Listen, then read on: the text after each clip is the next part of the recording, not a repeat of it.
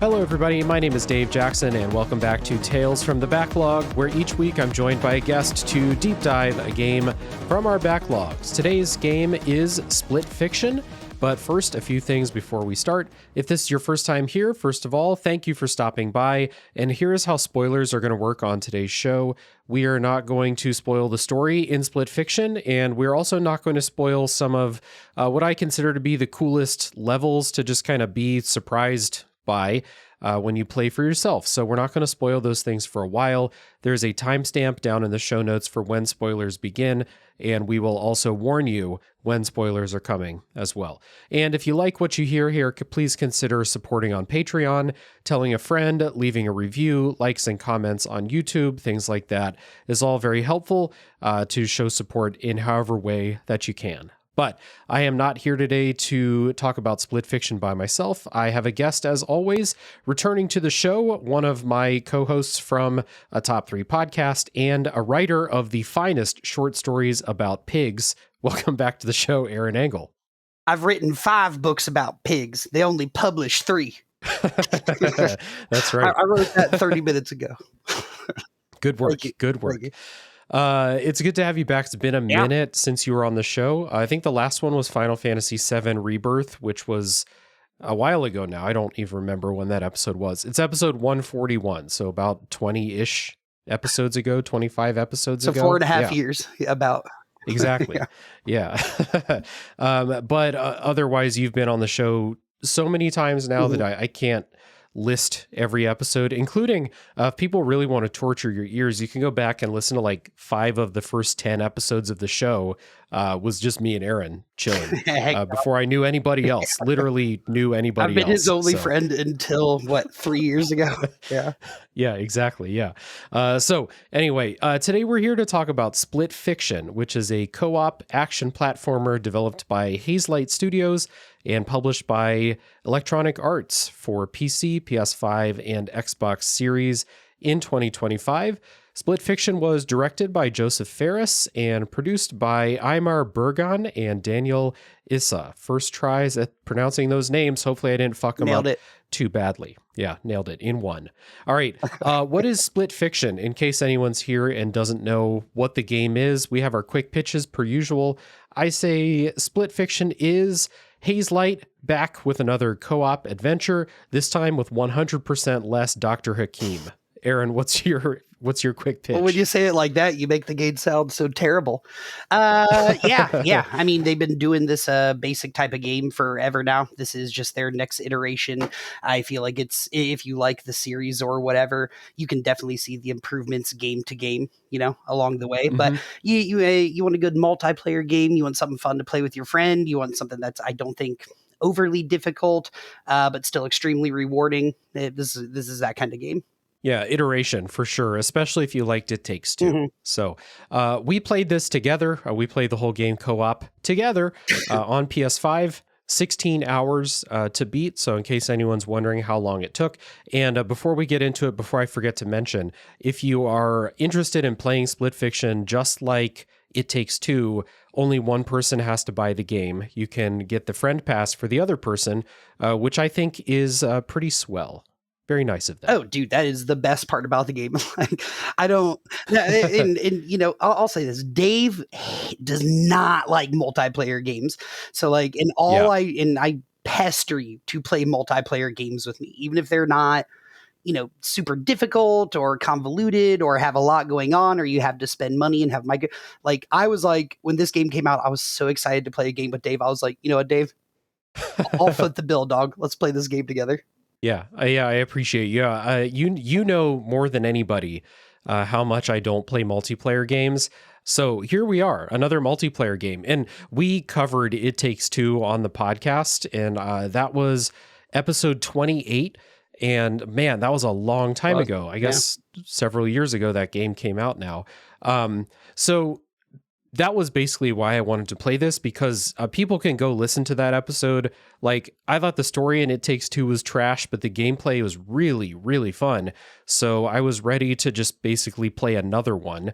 I also played Brothers, A Tale of Two Sons. I played that by myself. The same.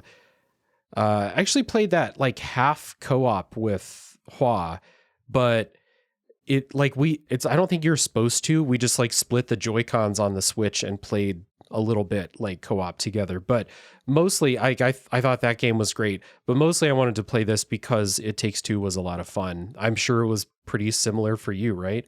Oh yeah, I mean, like, and I have a lot of things about this game that bothered me, the same way that a couple of things from It Takes Two bothered me as well.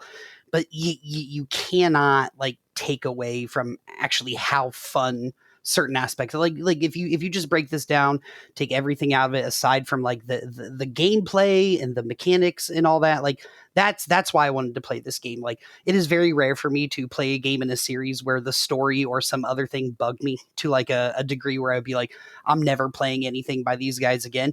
It Takes Two had so many problems that I had, but I still loved it, which is why I was willing to give this game a chance as well. Because yeah, I knew it was going to be a fun time.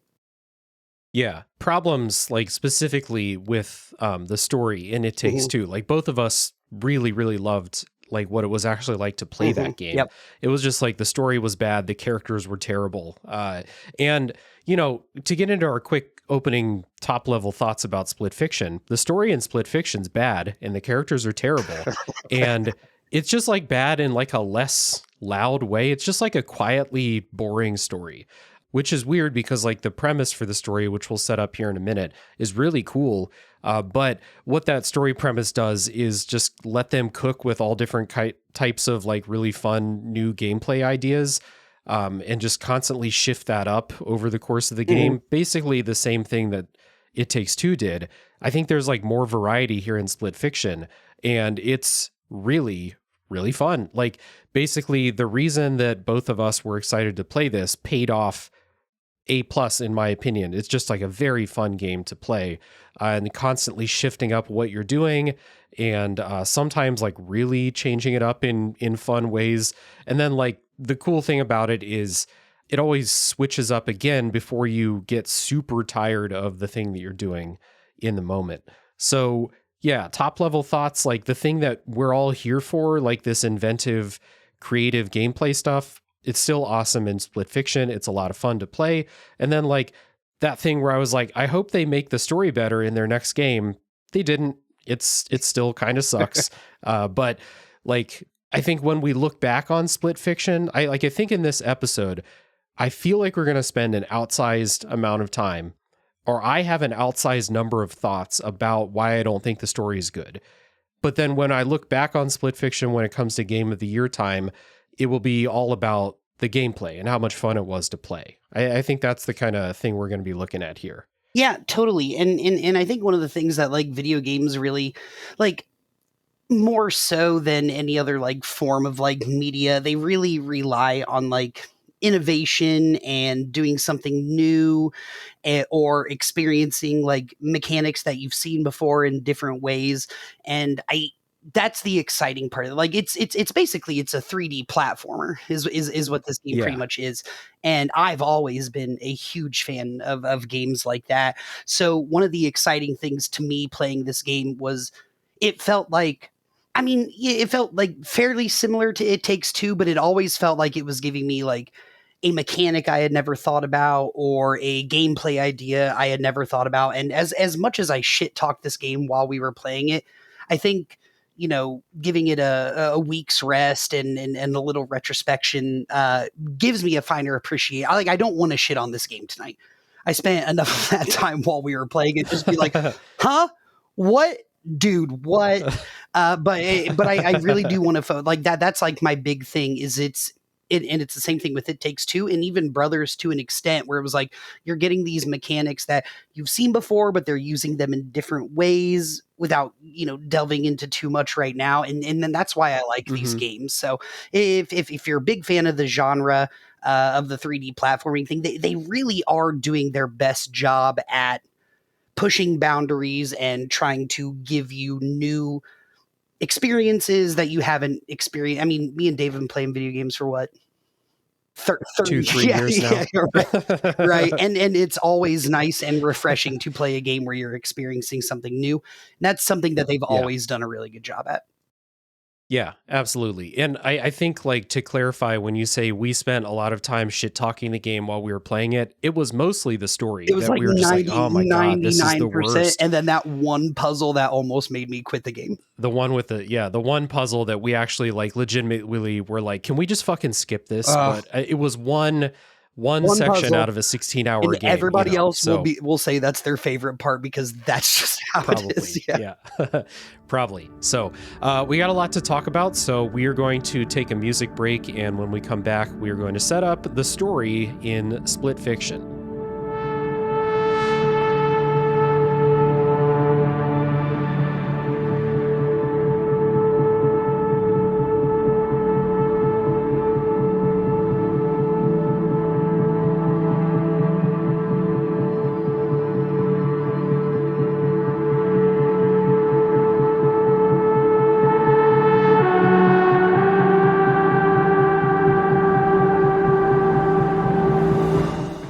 The story in Split Fiction was written primarily by two people. Two people have the primary credits, so to speak. Written by Sebastian Antonios Johansson and Joseph Ferris. Again, in Split Fiction, you play as two writers, again, co-op game, so each person controls one of the two main characters, Mio, who's voiced by Kaja Chan, hopefully I'm saying that right, and Zoe, voiced by Elsie Bennett. Hopefully I'm saying that right. Mio and Zoe are invited by a big company named Raider Publishing to secure a deal to publish their stories. And the kind of story setup is the company's CEO forces all of the authors that are gathered there's a bunch of other people there too, to get in this experimental machine where they tell them that they'll be able to experience their stories as if they were reality. So they go into this simulation of the stories that they're written. Mio doesn't want to do this because she's the only person with a fucking brain in the story at the beginning. But the CEO pushes her into Zoe's little plasma bubble that she's suspended in, which mixes their two realities, their two stories together. And so what happens in the game is you travel through the versions of their stories. Mio has this sci-fi war dystopia story.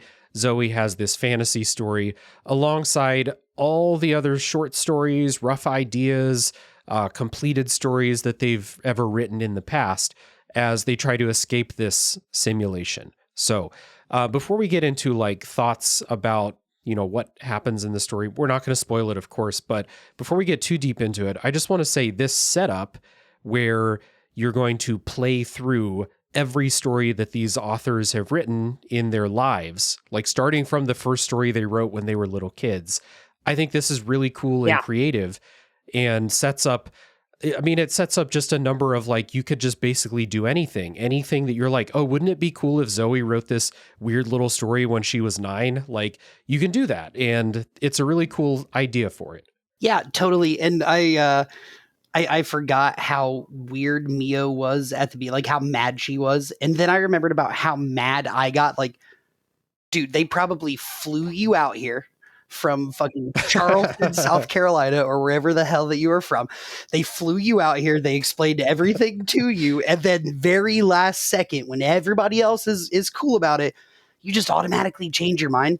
Like you get cold feet at the very last second. I'm sure they promised you a very lucrative deal. Like I'm sure they laid it out to you she has to have pamphlets or like a video training session, like something to ease your mind about how, and then the very last, that always bothered me. Like I get it, Mio's gonna Mio in this game and I understand, but that always really kind of, that bugged me at the beginning where I was like, wait, no, like isn't this like getting into the Hall of Fame? Like isn't this like kind of like what you do it for?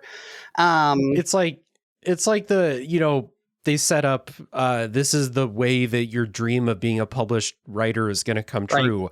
But also, like I said, Mio's the only person with some sense because obviously this company's evil and they're stealing their story ideas. They're not going to like, this isn't be like, oh, get in here and we made this just for you to have the experience of seeing your stories. Like they're actually stealing them and then they're going to try to, generate their own stories later. It's very obviously like a generative AI chat GPT, like critique story. That's what's going on. She was right. Like Yeah. if she was right But about still, it was you're like, still Mio, so you don't weird. want the bag at the beginning? Yeah. And then the first time I saw him push her into that little orb or whatever with Chloe, I was just like, well, that's in my head lawsuit number one right there. You know?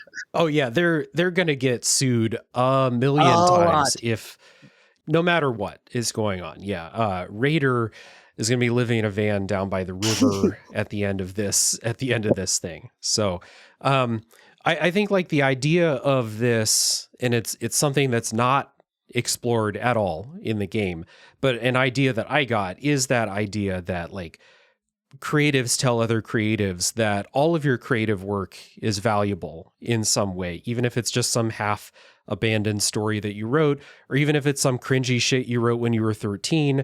Like it's all valuable in becoming the artist that you are, the creator that you are. And so we get to go through some of those weird little stories that they wrote throughout here. And the game never really talks about this ever. It's just kind of like, you go through the first story that Mio ever wrote, and Zoe's like, hey, that's kind of fucked up. Like, you were always like this, huh? You were always this weird little kid. It's never really like talked about as like, oh, I can see how you became the writer that you are today based on seeing the stories that you wrote before this one. It's just like a thing that I kind of thought about as I was thinking about like what this story premise sets up, if you know what I mean. Yeah, and I know I kind of delved a little bit of a way to shit on the story, which I said I was going to try not to do, and that's my fault. But I do like what you're talking about, where like the game like lends itself to being able to do whatever it wants. You know what I'm saying? Like with that setup, it's. I'm not going to make that comparison. That's a 20-minute conversation, but I do agree with you where if like the way they set up the story, not only do you not know what you're about to get into, but like the possibilities are boundless. Like I'm automatically in at that point. Yeah. So like it sets up, I mean, great potential for what the stories are going to be, like the little short stories that you play through. But the biggest potential is in gameplay and like what kind of levels you're going to go through, what kind of new mechanics you're going to have. It really sets up a thing where like you never know what's coming up next, especially when you get into like the side stories. Like I remember both of us being like, oh, there's a side story over there. I can't wait to see what it is, because it could literally be anything. Yeah. It's the best part of the game is seeing what surprises they have in store for you. Mm-hmm. And like most of the time they're fun to play through, but the other side of that is the idea that you're going through the game and playing through a bunch of stories. That side of it is never developed to a point where it's entertaining. Like, can you just like run through the stories in your head, including the big stories, like the main ones that they went to Raider to sell, Zoe's fantasy story and Mio's sci-fi story? Those would be some of the worst stories I would ever read. Like I can't even tell you what happened in Zoe's story. I can tell you what happened in Mio's, but it's not a good story, at least not the way we experience it. And it's like the first kind of way that the story had a lot of potential to be really cool. And then it's just not, it's not cool at all. It's really boring. The first kind of like chip in that is these are supposedly writers who are going to get their stories published, and the stories that they wrote are not good or entertaining. There's a couple that are like surprisingly entertaining, but they're like the little one-off short stories, I think that's I think that's kind of where they missed it. Like it's almost like they built like an entire like erector set like roller coaster, and like you look at it from the outside and it looks nice and the wires are all matched up and you're about to hit the on button to make it go, and then you do and you're like, oh well, I forgot to put that piece in here. I forgot to put that piece in here. There was no like underlying anything to connect all of these good ideas together. Like Dave, I'm going to tell you this right now. Until you said earlier that like you had said something about like we're playing through the entire story, and then you just said that like we don't know what Chloe's story. Like I have no idea what any of their stories are about, dude. Like I often found myself like when they were talking and shit, just like kind of just like, all right, I should see what the Orioles score is, because I don't feel like there was ever any cohesion in connecting all of them outside of, oh, you wrote this when you were 9, or like, oh, hey, you must have really gone through it in college, or like, oh, hey, what's up with you and this infatuation with teeth? You know what I'm saying? Like, I don't think there was any underlying thing that kind of connected them all together to make the story connected enough. Yeah. So the thing that I think could connect them back together is that like opening premise for the story where Raider is stealing literally sucking the ideas out of their head using this machine to then, hopefully create stories that they can sell later on. Like, they really don't do anything with that story premise either. It's just like it becomes like the Raider CEO is like a supervillain at the end of it. But they never really return back to the idea of like, oh, this company's fucking over writers and they're stealing ideas. And this is what happens when like big tech gets involved with creative work and stuff. Like, they never do anything No, you're with right. any of that. Yeah. They try to tie into Mio and Zoe as people with like their personal lives and like things that have happened in their lives that inspire some things in their stories, but it's super boring. Mm-hmm. They try to introduce pathos into both characters. Neither of us gave a shit about those. And like, I really love when stories do stuff like that. Of course, like if anyone's listened to literally any other episode of this show, except maybe the It Takes Two episode, I wonder, is it like, it's probably some combination of Hazelight with these co-op games, just, I don't know, Brothers was a really good story, but since Brothers, they have not told a good story, in my opinion. And then also, when the two of us get together, it may be just like in the co-op gaming environment, we bring out the worst in each other, and we're just more prone to rip on a story than to appreciate it. But I kind of think that that's not all of it. Like, I think that we found fun in ripping on this story as it was going on because the story sucks. Like, it's not our interesting. Dave, it's not your fault. Dave, look at me. Dave, it's not your fault. There is a reason why all of these things are bothersome. It's because they don't know how to write a story or dialogue or flesh out good characters. I feel like now we've just spent a lot of time shitting on the story, and now I feel bad. But I think it's important. Yeah, it's important. No, I mean, that's what we're doing. Mm-hmm. We're doing critique on the podcast, and like, if the story was some side thing that you never ever have to watch a cutscene or something like that, maybe we wouldn't talk about it. But like, there's a lot of story cutscenes. There's a lot of like slow conversations where they talk each other through, or, maybe talk shit about each other or something like that. But like, the characters and the story, and like specifically the character backstories and the stuff that like you're supposed to form an emotional connection to, I guess, like, it's just not interesting at all. And I think it starts when, you have this really interesting story. I was in on the story in like the first hour of the game, and then you just kind of slowly realize they're not going to do the interesting thing with the story. They're not going to like tell good stories within the story. Mio's sci-fi, Zoe's fantasy, they're boring ass stories within the story. And then they try to introduce that pathos later on when they should be leaning into the story concept. Like, where's that like cringy shit they wrote when they were teenagers, where like you go through a level and like Mio's like, Zoe, wow, that's what you were into when you were 14. Oh my God, like, you loved the All-American Rejects. That's crazy. Yeah, exactly. Like they do that with like the stuff they wrote when they were kids. And I think that's why those are going to be some of our favorites when we get into the spoiler section and talk about it. But like, if the premise of the story is literally Raider has access, and by extension, we, the players, have access to every story they've ever written, then have some fun with it outside of those ones when they were little kids. Like, dude, how many levels in this game were just another of Mio's sci-fi dystopia facilities? Like, how many facilities do we need? Like, do some interesting shit. And it like, from that perspective, from the story perspective, huge letdown. And we're talking about it a lot because it's a big part of the game. It's a $60 video game. All right. I expect a lot from these things.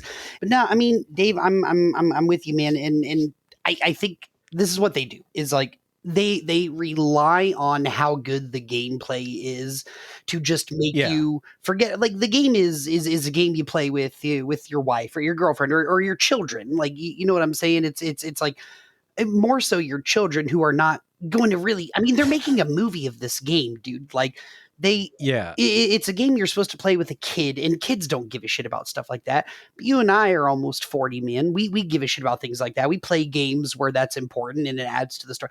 I think they're just more so kind of like, with the amount of money that they have, they're just probably like, oh no, it's okay. Like, even if they don't like the story, they're gonna have a lot of fun playing it. We're still gonna sell, 50 million copies worldwide or whatever the fuck. But it's important to you and I, and that's why we got to talk about it. Yeah, it ends up being like, and to steal a direct comparison from our friends at the Pre-Order Bonus podcast, it's the Disney version of this story. Yes. Oh yeah, totally. Good point. Yeah. Like, if they didn't give a shit about who they offended with the story premise, like, maybe they would have leaned in harder on this anti-AI shit, or gone into some funnier, more embarrassing stories that they wrote. But at the end of the day, they picked the safest ones, and then, like, even the ones that I think, like, stood out in a really special and creative way from a story perspective, they're still the Disney version of, they're like as gruesome or weird as a Disney story would ever get. Like, I think that comparison makes a lot of sense. So Let me ask you a question. Yeah. So on the It Takes Two episode, we talked a lot of shit about that story because, like, I thought the story premise was bad, that these two characters who clearly just hate each other's fucking guts should not get a divorce. The story premise is terrible to me. And then they had Dr. Hakim, which was a wild swing as far as story and characters go. Yeah. And, like, we hated Dr. Hakim, but playing through Split Fiction, and, like, the story and characters are so boring in Split Fiction. I kind of wish Dr. Hakim was here just, like, a little bit. Yes. Okay. Just like, yeah. So here's the biggest difference between Split Fiction and It Takes Two, is It Takes Two was funny. I don't care how shitty the story was. I don't care how problematic the story was. It was funny. Like, even with the terrible dialogue and the terrible characters, there was humor to be found without. I really can't think of one time I laughed playing Split Fiction that wasn't something you or I said out loud. Straight up. It's not funny. Yeah. Agree. We provided a lot of the humor, just us hanging out, making each other laugh. There's a couple levels where, like, the premise of what the level is funny, and we laughed because of that. But, like, I never laughed at anything a character said. I'll tell you that. No. Like, I am 100% sure that no character ever made me laugh in this game. There were these times where, like, Chloe and Mio would be talking to each other. It's Zoe. Zoe and Mio would be. Do you get it now, guys? But Zoe and Mio would be talking to each other, and Dave and I would just be like, "Oh my god, writers, dude." It reminded me of being in college and hanging out with people at the School of Theater that were like, "I've been practicing Meisner's technique," and you're just like, "Oh my god, you are insufferable." So it really just made me think, like, after It Takes Two, I think if you would have said, like, yeah, next game they're going to tone all that shit down and there's not going to be a Dr. Hakim character, I think I would have been like, all right, that sounds good to me. But the monkey's paw curls, and we just get, like, a thing where, like you said, basically as soon as the cutscene started up, we just started talking to each other because we didn't give a shit what they were saying. And, like, before anyone, like, gets on me, yes, I know what happens in the story. I followed the plot. I listened to the conversations. But at the same time, I didn't care. I could not care about these characters or what they were talking about, because it became pretty clear to me pretty quickly that the interesting part of the story premise was not going to be the direction that this story went. So, yeah, that's my thing about this story. Yeah, that was the only cool part that I was, like, looking for. Like, obviously, like, Raider is the worst. He has, like, one of those punchable faces, and, like, there's always a part of me that's like, I can't wait for him to get his comeuppance, Yeah. And even that, I was okay, like, but yeah, no, I mean, the only joy I took from, like, the actual story of the game were were the settings. That's it. Like, Yeah. where am I going now? You know, where did I just come from? Do I have little things I can interact with? But again, as far as the story goes, the dialogue is okay. Yeah, it's fine. I don't know, man, but it's like you said with the Disney thing. Like, it's just Disney movies are funny. You know, like Yeah, true. it wasn't funny. It wasn't fulfilling. I did not like the characters, and none of the serious parts of the story resonated with me even a little bit. I did not give a shit, Yeah. even when they were trying to be emotional or heartbreaking or whatever the fuck they were trying to do. That does not work if the setup to those things don't work. End of statement. Like, the setup was good, but the setup was 10 hours ago, and they've clearly decided they're not actually gonna like do the thing. They're just gonna play it safe and not really dive into it. Like, all those themes about, you know, the tech company stealing ideas, the Gen AI criticism, the themes about, you know, writers themselves and their creative work, like, none of it's explored. It just becomes a story about how are we going to get out of this simulation and Raiders evil. There really isn't anything else. Like, there's a couple things where like you get into like some subconscious stuff. Like, they get into like, oh, this thing in this story is an allegory for something going on in your real life, but like, it's just not interesting in the story or in the real life thing. I don't know. Like, I heard some writers or some critics describe this like dialogue and story as designed to be talked over. And Sure. like, I have a hard time that they would legitimately design it that way, but that's what it ended up being. Like, it ended up being something that like you have to pay attention to while you're checking the Orioles score or while you and I are making each other laugh or something, like, and we go, okay, so like that's what's going on in the story right here. Like, I think if you sat down and focused, it would be even worse. Oh yeah, 1000%, dude. I don't need the story. I need the cliff notes. Let's go do something fun. Yeah. Yeah. I think it ends up being the Cliff's Notes. So, and one other note, because I think this is super lame, there's another fuck the Oscars Easter egg from Joseph Ferris in the game. And it's like, man, that shit was like... What was it? I don't remember that. It was on one of the radios that you can turn on. Calm down. Like, that shit was like 5 years ago. Like, yeah. Your last game sold 20 million copies. You don't need to do that. Like, I can't think of anyone who thinks that that's fun. And if you think that's fun, I hope you have fun with it. But it's the corniest shit to me. It's like, who gives a shit about the Oscars, dog? Calm down. It's just a bunch of just rich people telling each other how cool they are. Are you that? Do you want to be a part of that so bad? Yeah. If someone wants two rich people telling each other how cool they are, they just listen to this podcast episode with me and you telling each other how cool we are. Run for and you can get the same thing. Yeah. All right. Well, we've done enough about the story, and I think that we've set up and kind of talked about what we think the coolest thing about the game is. So that is kind of going into these different settings and short stories and seeing their impact on gameplay. So let's listen to a bit of music, and then we'll come back. We'll talk about what it's like to play Split Fiction.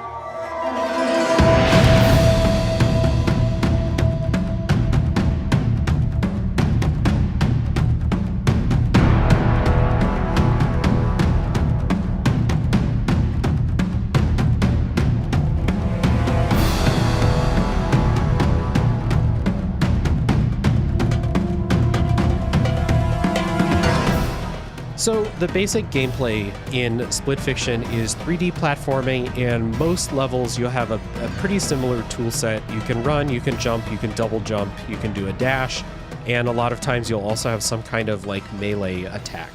But within this tool set, first of all, before it starts to get expanded and go into all different types of gameplay, just generally, I think the game controls really, really well. Like, just this 3D platforming stuff feels good to play, and I think that's step one for making the games as fun to play as they are. Oh, dude, this shit is like the cleanest video game I've ever played in my life. It is, really. And not only that, it has like a lot of quality of life stuff. Like, they could have made this game so much harder if it didn't have like precise jump like landing mechanics. Like there are multiple times where you have to jump from like stick to stick to stick to stick, and you really don't even have to aim. You just kind of jump and it Yeah, you lands. just snap You onto snap them. onto Yeah. them, which I like in I like in a game that does not like it's not going for difficulty. Some stuff is difficult. This game is not really difficult, but it is clean, and the graphics are clean and the controls are clean. You press R1, your shit comes out immediately. Like, you know, Yeah. for a big budget game like this, with what Dave and I have discussed is a very poor story, you have to hit on everything else in order to get my attention in this game. And it very, very similar to It Takes Two. Like it is just clean mechanics all the way through. I never had any issue with thinking, well, you know, maybe sometimes for the puzzles that took a little bit more, or like the actions that took a little bit more, like, you know, precise movement. But Yeah. even to those, it's like it's clean. It's about as clean as any platforming game that I've ever played. Yeah, it feels great to play just on like that basic level before you even start to get into weird ideas and gimmicks. But each level has its own gimmick that will kind of like make things different from one another. You touched on something there. I want to like kind of, I don't know. I disagree. I think this game's actually pretty hard as far as a co-op game that a lot of people are going to want to play with basically whoever's near, kids, spouse, partner, roommate, whatever. Like, I think that when we see something like this, my first thought would be, oh, this would be a fun game to play with my wife who doesn't play a lot of games. This game would be way too hard for her. And I think, you know, if you have kids, depending on how old your kids are or how good they are at games, they can probably hang, but this is not the easiest game. Like there were parts in here that were tough. I mean, the two of us got plenty of game overs where we both died at the same time fighting a boss or something like that. So I think that as a co-op game, it requires you to be really familiar with controllers, and like it requires a baseline level of competence in like action games, basically. Like the puzzles, you can get through those. The boss fights, I think, are where this really comes into play, where you gotta like be able to hang in an action game a little bit to get through this game, to beat it at least. Yeah, you're not wrong. I probably went a little bit ahead of myself, but as Dave and I reminded ourselves throughout the entirety of playing this game, we are gods at the game. That's true. We They're are. Yeah. gods at the game. There's nothing I can do to convince anybody that this game is hard because I am so good at it. But no, you but no, you're right. I guess like so it's almost like if it's a game that doesn't require you to if you're only required to push like four buttons on a controller. I guess I don't really consider that like complex, but you're not wrong. Some of those boss fights are hard as shit. Like some of those boss fights we got by like on the skin of our teeth. Like so, Yeah. I get what you're saying. Yeah, okay, no, it's not the easiest game in the world. I guess it's just almost like you have four different buttons plus your like D-pad or whatever. Like you can figure it out, but they do change it up. There's a lot of variety in what you can do with those things. So yeah, you're totally right. It's not the easiest game in the world, but I did not find this game uh difficult really by any means, except for that one fucking puzzle where I almost broke my television. There's some puzzles that have like pretty tough timing elements to it. Some of the boss fights have some attacks that are really hard to get out of the way of. Like there are parts. So like we didn't spend an hour fighting the same boss or anything like that. Like, you know, like a really difficult action game might require of you. We never had anything close to that. But there were plenty of boss fights that were a legit challenge to get through in the first 5 to 10 tries. I would say like we got plenty of game overs, like I said. So yeah, just a thing. If anyone out there is like, oh, this would be a great game to play with my kids. If your kids never played a video Your game kids before, suck. it's not. Your kids Well, trash. that too. No, and Yeah, and also the game is very, very forgiving with checkpoints. Like there were it multiple, is. Yeah. like there are a couple of times throughout the game where I was like, oh my God, we got to go all the fucking way back here. But 99% of it is even in the middle of boss fights. Like you don't have to restart Yeah. boss fights from the beginning all the time. The game is very good at being like, all right, you got through that part. We'll throw you a fucking bone and you can come back, where Yeah. you were a second ago instead of at the beginning. Again, little quality of life things that Dave and I were not used to having, growing up playing Banjo-Kazooie and shit like that. Yeah, true. Yeah. I never played Banjo-Kazooie. Me I was going to neither. talk some I shit, but don't then I know was like, I why never I played it. used it. So I played that one time at my friend's house. Yeah, I don't know why I said either. It's fun to say. Yeah, it is a fun title. Yeah, for sure. Pull a game out of a hat. At least it's a fun title. So Split Fiction's like gimmick is the multitude of different gimmicks in each level. They will never basically have you do the same thing for more than like 30 minutes in a row. Every different level you go into, every different like section of the bigger stories. So like the way it works is like you play through the world of Mio's big story that she's going to get published, the sci-fi story, and the world of Zoe's big fantasy story. And then along the way, there's a ton of side stories and little offshoots and stuff like that. So what it ends up being, especially if you're doing all the side stories, which you should, is basically every half hour or so, the gameplay shifts up. And a lot of times you're still in that 3D platformer type of thing, but it will turn into like a third-person shooter, or it will turn into a melee action game, or it will turn into something where you're not controlling people anymore, or like a flying, like a Panzer Dragoon type thing, or motorcycle chases, and then like cooperative stuff. So like this is the coolest part, right? And this is what we expected, and this is what the story premise sets up is like you go through all these stories that they wrote, and each of the stories that they wrote is a different gameplay gimmick to it. And I mean, we already said it, but this fucking rules. Like, this is so much fun to play through. So this is the thing that kept us playing when we could not have been less invested in the story. We were always invested in seeing what the next gameplay section was going to be like, from what the level looks like all the way to what you're doing in there. Like, it's always good. It's always good.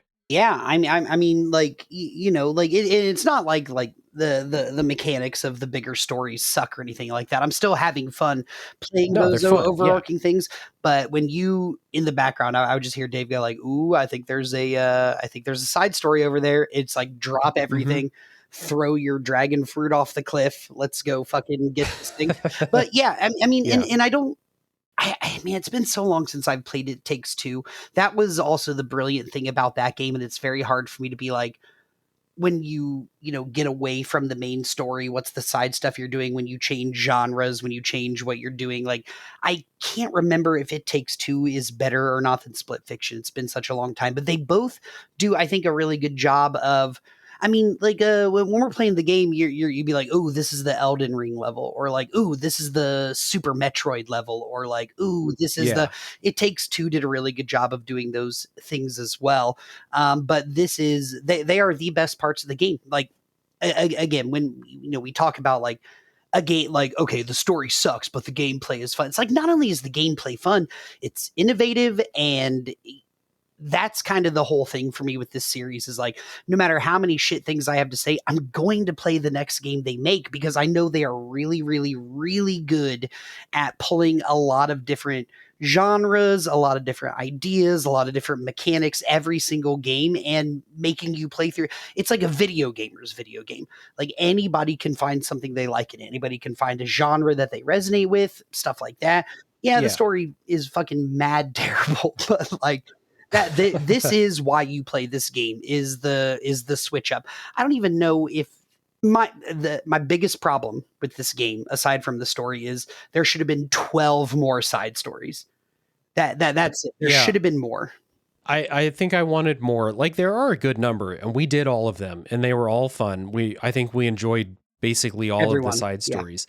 I remember you saying something, when we were comparing this to It Takes Two, and something I agree with is It Takes Two had a lot of like smaller interactable stuff to find in the levels. Like, I don't know, like a little because in It Takes Two, you're shrunk down. So you like jump on piano keys and you can play a song, and like little fun shit, inconsequential shit like that, that's just fun to mess around with. And then It Takes Two had all of those little like competitive mini games that you could find. And so we had fun playing those. You had more fun than me because you kicked the shit out of me in most of those in It Takes Two. That's right, play it. Split Fiction has like none of that. Like, there's one little level stuff that you can. that has a lot of Yeah. it. That's it. There's nothing to interact with. Like really, And I think that was a side story. That one it level was was. a side story where it was basically like, here's a playground of all that stuff that we did in It Takes Two, and it's all in this one little side story here. And some of the levels in Split Fiction had little interactable stuff. Like there's one where you can like kick a basketball into a basketball hoop, but it's like way fewer and further between in Split Fiction. What I think they took a lot of that like energy that they put into that stuff in It Takes Two and building that into larger side stories in Split Fiction. And like the side stories are Why great. can't we have both? I think we yeah. Why can't we have both? Yeah, that's my big thing. That's what separate. I will say this. I said this to you multiple times while we were playing. I like It Takes Two more than I like this game. I do. Like and I don't think it's a mechanical or a story issue. I like being able to go into a big open area and sing a little bell and being able to run up and go ding a ling ling ling, or like see a little dog and go up and pet it, or see a half pipe and fucking right in Split Fiction. Aside from that one level, which we'll talk about later, like I can't think of any of the main story aside from like, okay, so you remember when we got to that like it was like a swimming pool on top of a building. Yeah. And I spent a lot of time like jumping off of diving boards and, floating on things. Like that's what I like in a game like this. And It Takes Two had that, had a bountiful amount of things that you could do. And in this game, I was just like, I thought that was the one thing that kind of disappointed me the most is I really like those little meaningless things that make no sense, but I'm playing a game with really good graphics, with really good mechanics that in their previous game did a lot of stuff like that. I kind of expected it would be the same, and I was disappointed that it really wasn't.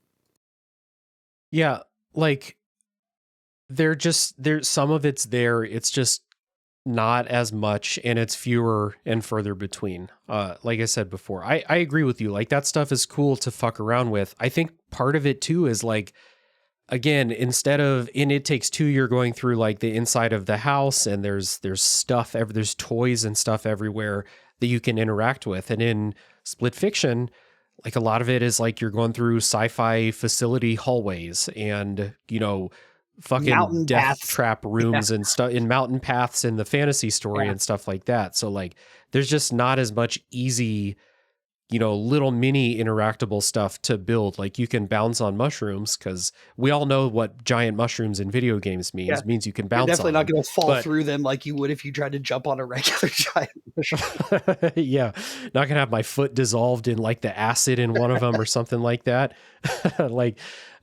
No. I agree with you.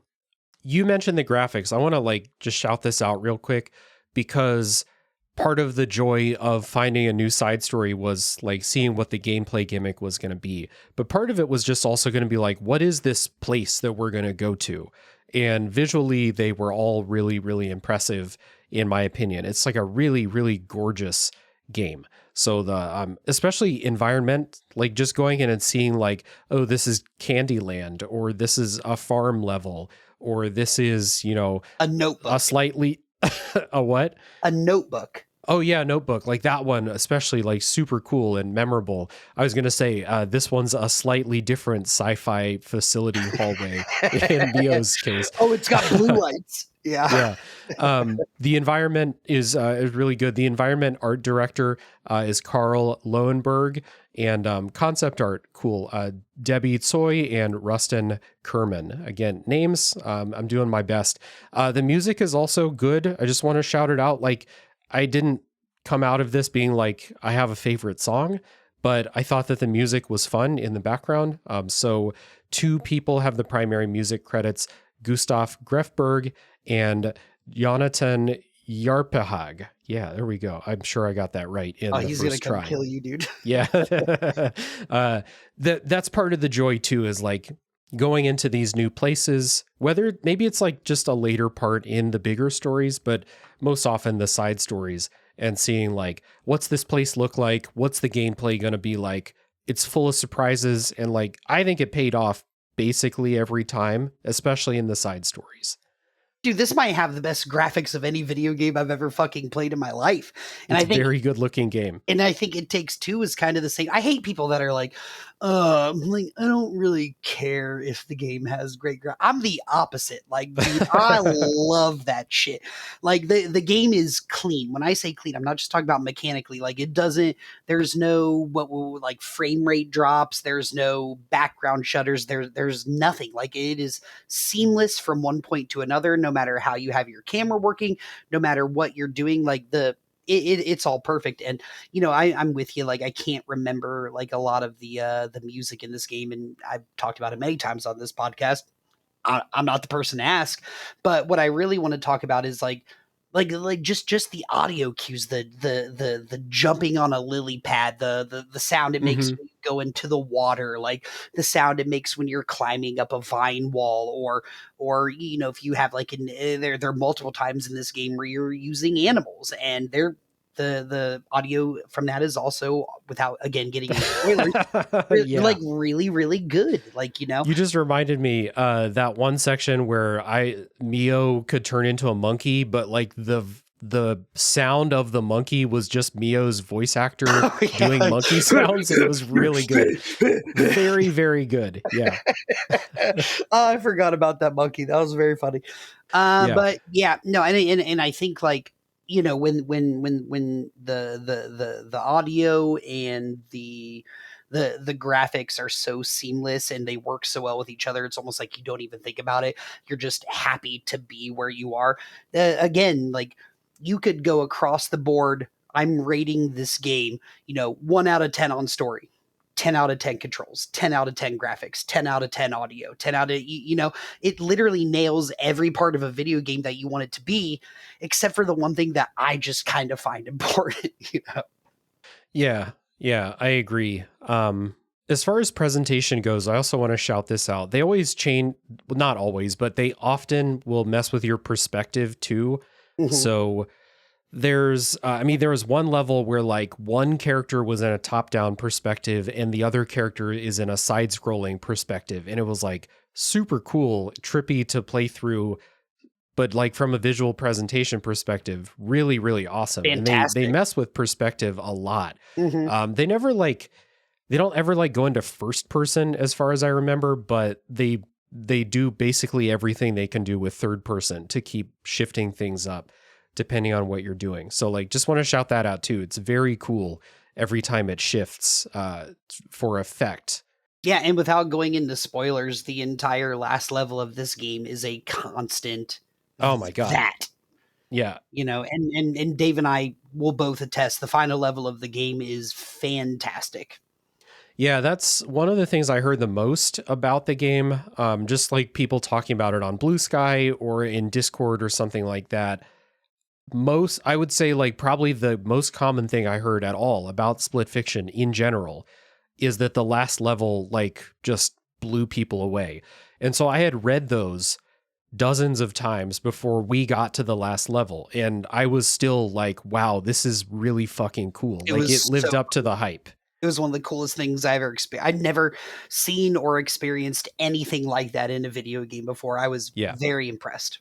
Yeah. So, and that's especially from a presentation perspective. The gameplay was fun too, but it was mostly a presentation thing that was like, legitimately novel, which, how many novel things are left in third person video game, presentation at this point? They found something in this game. It's like when you go see the fireworks, like you get a little bit of fireworks, then at the end they do the finale where it's just like That's what this game felt like. Is it was like we're taking everything you've seen, adding a little bit more, and then throwing them all together in this one, like, what was it, a 20-minute segment? It was so cool, man. So cool. Yeah, that's a great way to put it. Yeah, a big what do they say? What do they call it? I almost said a happy ending. That's not what it is at the end of a fireworks show. Dave, it's your podcast, baby. You can call it whatever you want, bud.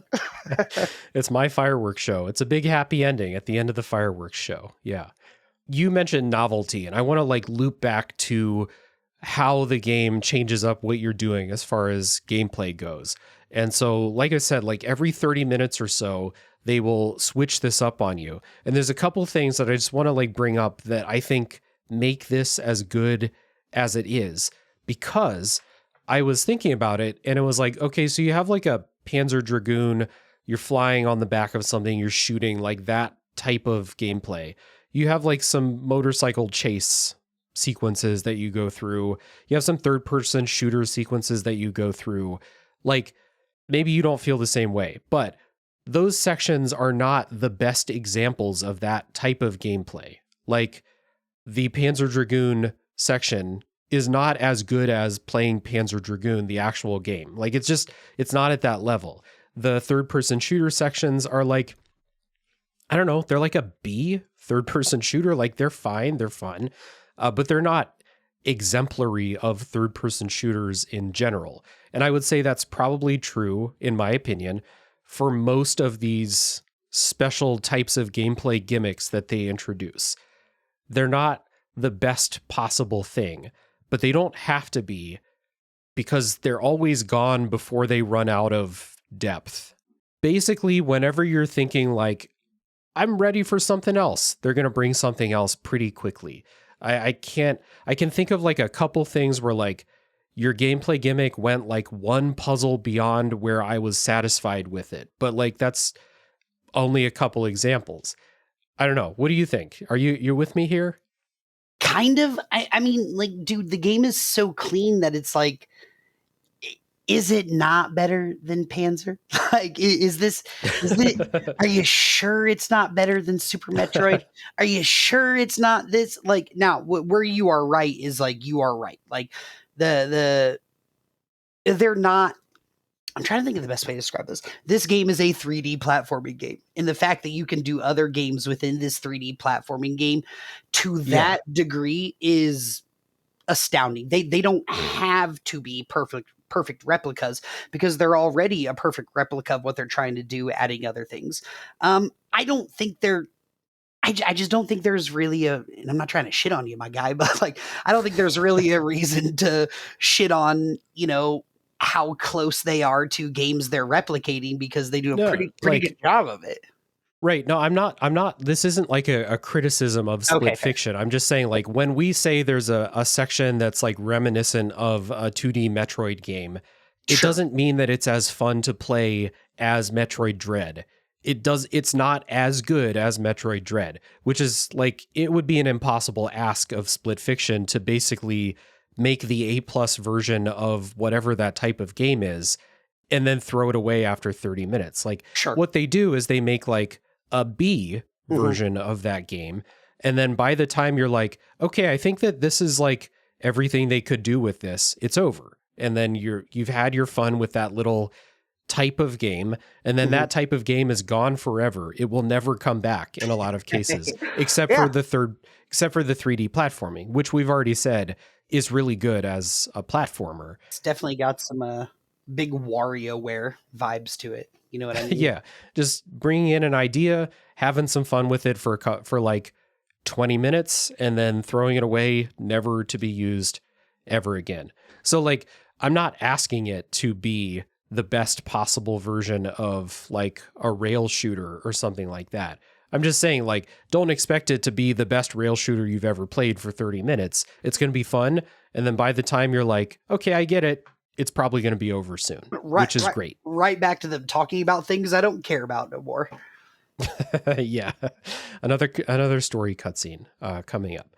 The other part of the gameplay is it requires a lot of cooperative play. So like, if you haven't played It Takes Two, then this might be a little different, because like co-op games, at least what I've played, or games that I've played solo that I know can be done co-op, it's just kind of like each of you do your own thing. Like, you play co-op in Baldur's Gate 3, you each make your own character, and like, you might work together toward a common goal, or you might just fuck everything up for the other person. Like, you kind of just do your own thing. Or you play, I don't know, like a Diablo type game co-op, you each kill the same monsters, and it's like you're helping each other because there's two people instead of one, or like in Elden Ring or something like that.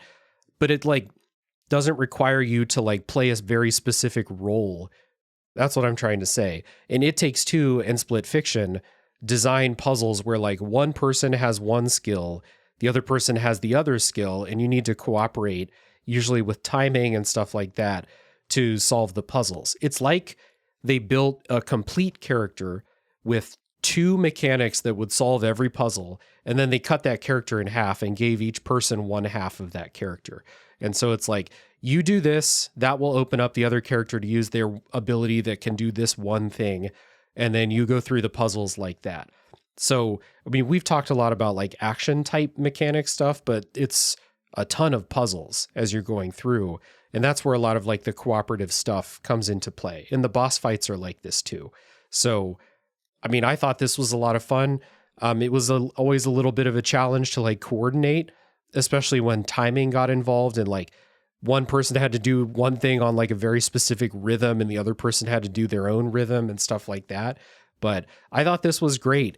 And the fact that these are, you know, it's a co-op game. You have to play co-op, but it like requires you to really work together instead of just like, you know, I have 2 people fighting these enemies instead of one person. You know, it's truly a co-op game. It requires that, and it's great. Yeah, and I think it's like the only reason you would ever play like a co-op game is if it were to work like that. This isn't a spoiler, but this is something I thought was very like a really good example of what you're talking about right here. And one of by far my favorite parts of the game.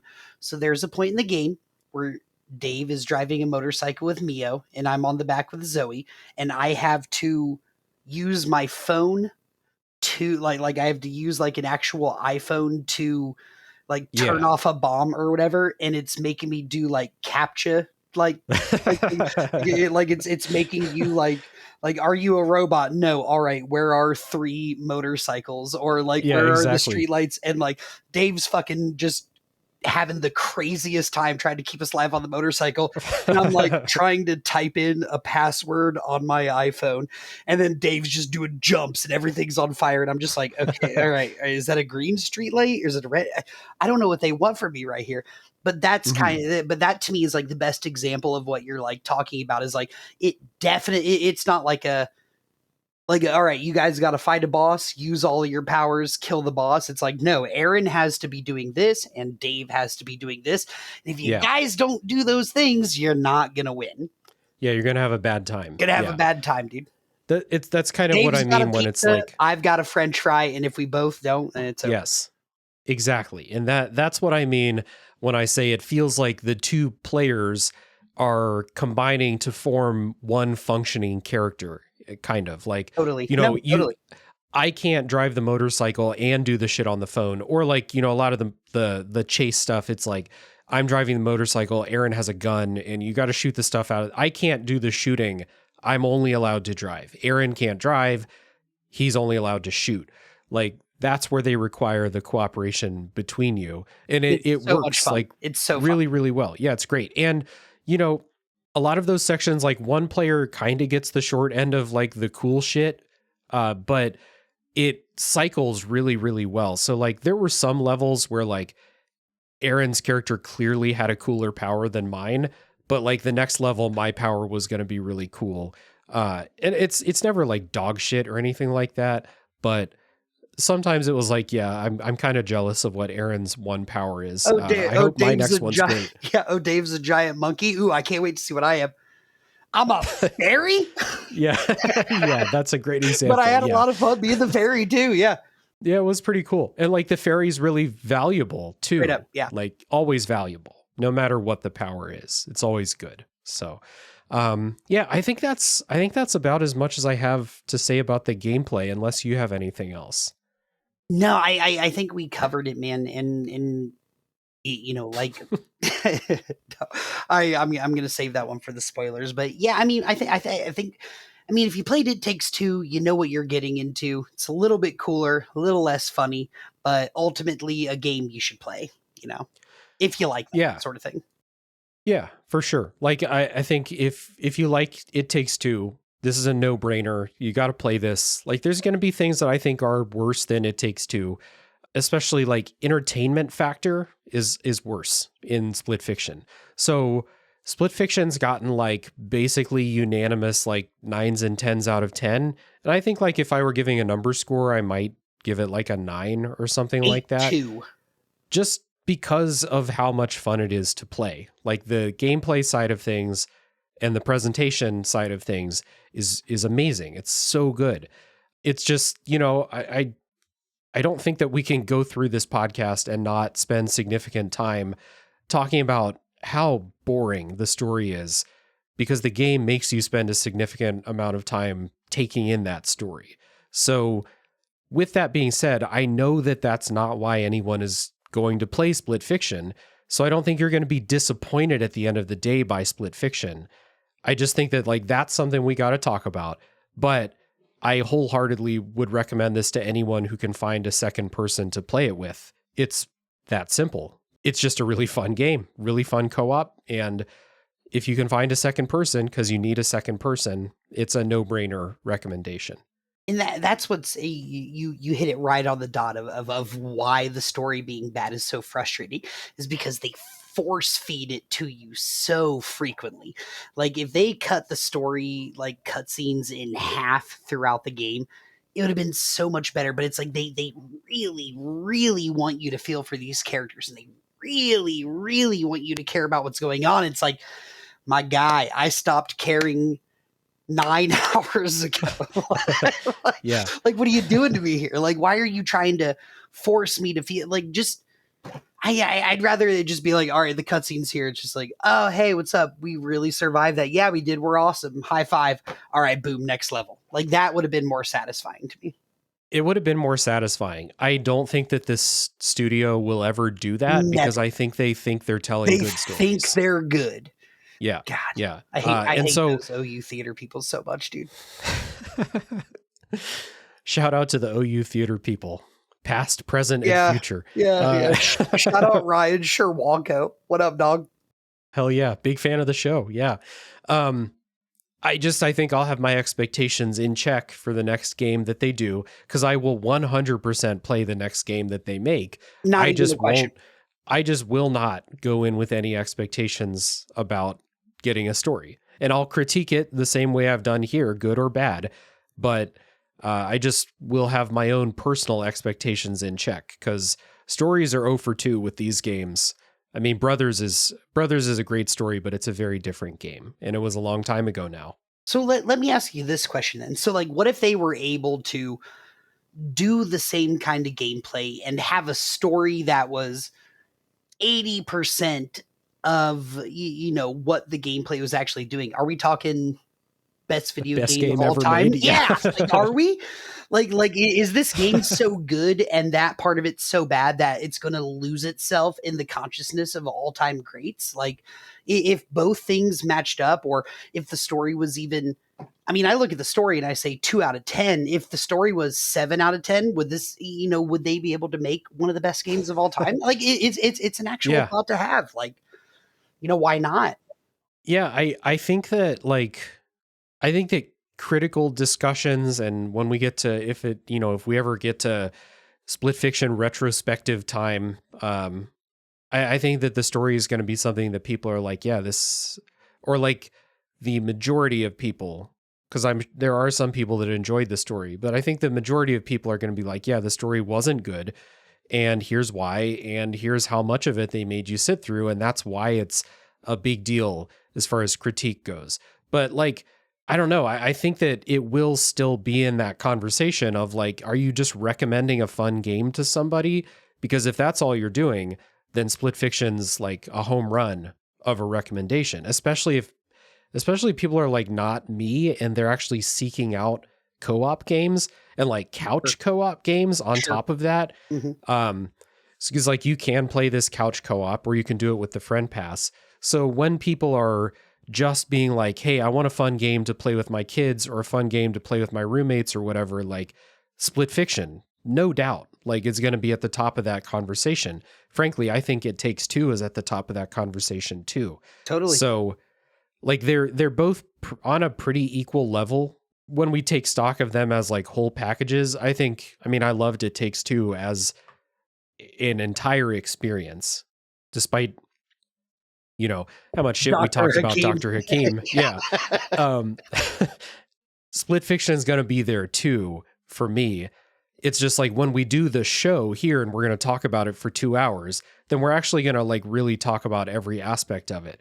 Whereas like if someone, at work is like, hey, Dave, I'm looking for a fun game to play with my kid. I'd be like, Split Fiction's really good. You should pick up Split Fiction and play that with your kid. Like it'll be a lot of fun.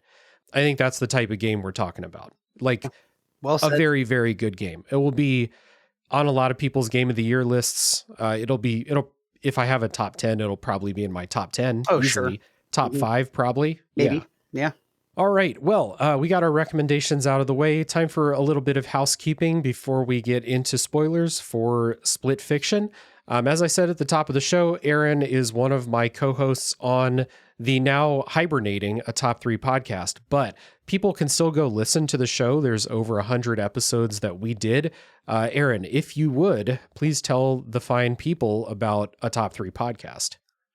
Yeah, it's cool. It's Dave and I, our friend Alan, and most recently, sometimes our good friend, fan of the show, or show favorite, Bloodbath. We take your top 3 ideas and we sit around and we talk about our top 3 favorites in that category. Dave said it's hibernating. It's more than likely dead, but every week or two, I just poke Dave in the side and I'm like, hey, we should do another top 3. But there is a huge catalog of episodes that I am very proud of. I'm sure Dave is the same. His Tales from the Backlog just popped off and Dave doesn't have the time to do that anymore. And I refuse to learn how to edit audio. So no hates on that end. But it's a good old time. Just a couple of guys sitting around talking about their favorite things, making fun of Alan, making fun of Bloodbath. Not me or Dave because we're great. Obviously. But it's a good old time. If you ever got a little bit of time, go look for an episode you think might resonate with you. I think you'll like it. Yeah, it's a very different vibe from Tales from the Backlog. Top 3's it's very much a comedy show of us. No structure. No, there's structure. We're doing top 3 lists. It's like it could not be more structured, but we are ultimately just trying to make each other laugh instead of trying to sound, smart or something like that. Which, I think it's a great time. It's a lot of fun. A lot of fun. And there's a lot of episodes people can go check out. So that is A Top 3 podcast. And let's see. Yeah, I already did most of my plugs at the top of the show, but reminder, we do have a Discord server for Tales from the Backlog with a bunch of fun people. It's a very welcoming community as well. So if you're looking for a nice chill place to come talk about games and anything else that you want to do, share pictures of your Skyline chili or your pets and stuff like that, consider joining the Discord server. I think it's a lot of fun. And otherwise, remember patreon.com/RealDaveJackson is a good place to support the show monetarily if you want to do that. So we are going to take a break, and when we come back, it's going to be full spoiler time for Split Fiction.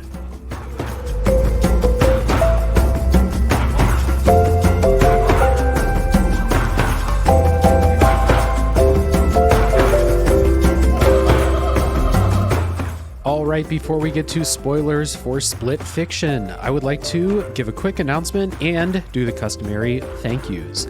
I was recently a guest on the Super Bracket Bros podcast, which is a who would win in a fight tournament style podcast, and we talked about who would win in a fight between the protagonist of Sifu and Knuckle Duster from My Hero Academia.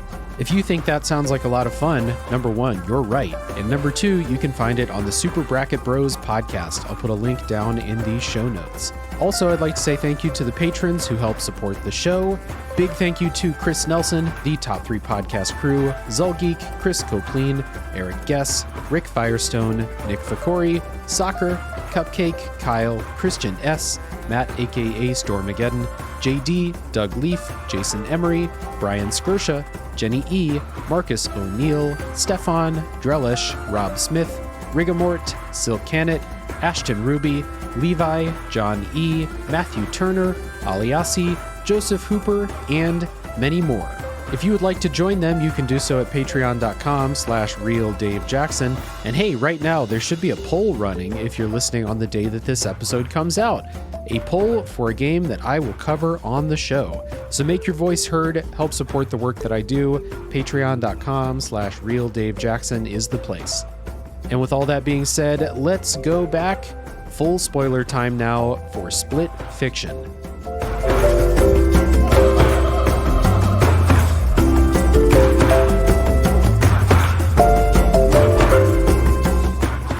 All right, we're back, and it's full spoiler time for Split Fiction. And as always, we're not going to just go in a linear walk like through the story. So if you don't want to be spoiled on things out of order or just things in general, you should leave and go play the game. Come back. We'll always be here.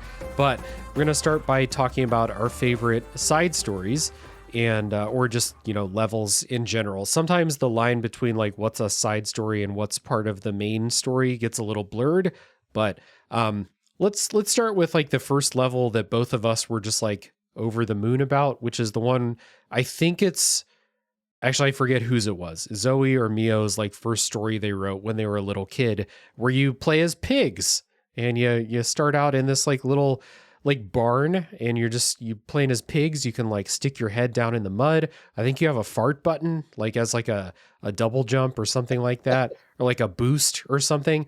The pig level. Give me your thoughts, Aaron. So I'm pretty sure this is a Mio story because of how it ends. But probably. This to me was just pure video game bliss. Like I could not have. Dave was. I can't remember if you were getting annoyed that I wouldn't catch up with you because I was trying to, because it's one of those levels where you could interact with stuff. So I was just like running around trying to do whatever I can. But yeah, Dave's right. You can roll around in the mud. You're just this cute little fucking like Pixar, like this little Disney Pixar pig. You leave footprints and shit. You're snorting. And then at the end of the level, you get turned into hot dogs, and then you have to like. You have to like turn your like so you're a pig and you play as the hot dog. Yeah, you play as the hot dog, and you have to like cover yourself in mustard and ketchup, and then like throw yourself in the bun. You have to grill yourself. I think this is why I think it's a Mio story, because I think Zoe the entire time was like, oh hey, like this is really fucked up, or like the entire like, oh hey, this is really cute. This is super cute. Hey, I'm so happy to be here. And then at the end, it's like, oh my god, Mio, you are fucked up, dude. Yeah, dude, it's like a big shock, right? Because like the beginning of the level is so just joyful, just going around as the pig, like very, very light puzzle solving, but mostly just having fun, you know, like one, like you said, one pig character can like roll in the mud. The other one can just stick their face down into the mud and just kind of just chill there. And then so you just like run around and it's like happy farm animals and like solving little puzzles, doing a little platforming. And then like you get in like this slide section, and then it just shoots you right out and like straight into a meat grinder, and it's like super sudden, and both of us were like, what the fuck? What the fruit? But then it pops you out and you're playing as hot dogs, and you can like move around and jump as a hot dog. You have to like put yourself up on this hot plate and grill yourself, and then like you have to work together. Like one person has to jump on the mustard container to spray mustard on the other player. So it's like, hey, Aaron, get over here, like ketchup me up, baby. Yeah, mustard me up, boy. Yeah.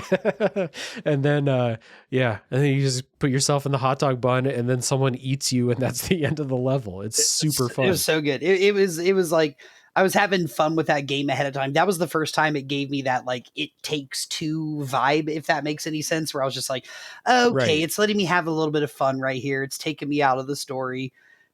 Mio is very fucked up. But like, yeah, that might be one of my favorite levels in all video games, dude. And it's like just a 20-minute segment where you're just a happy pig doing pig stuff.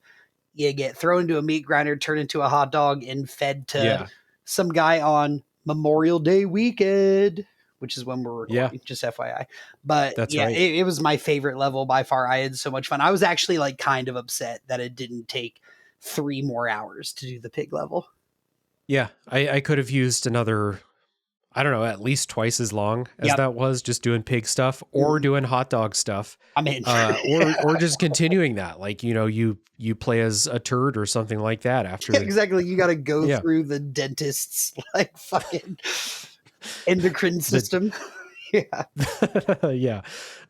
So yeah, that was fun. You know, I was thinking about this just now and how like when we think of our favorite parts of the game, like I think my favorite parts are mostly going to be side story Same. things. Yep. And it's not to say that it's not fun to go through Mio's sci-fi story or, the fantasy story. I think the fantasy story is like more fun to play through than the sci-fi one. Because you get the long part with the dragons and stuff like that. Um, but like, I don't know, when you come out of that pig level and you're fresh off the high of turning into a hot dog and like dressing yourself up and getting in the bun and getting eaten. And you're like, fuck yeah, video games, man, they're the best. And then it's like, all right, back to the sci-fi corridors in Mio's story. I guess that's what we're doing. I don't know.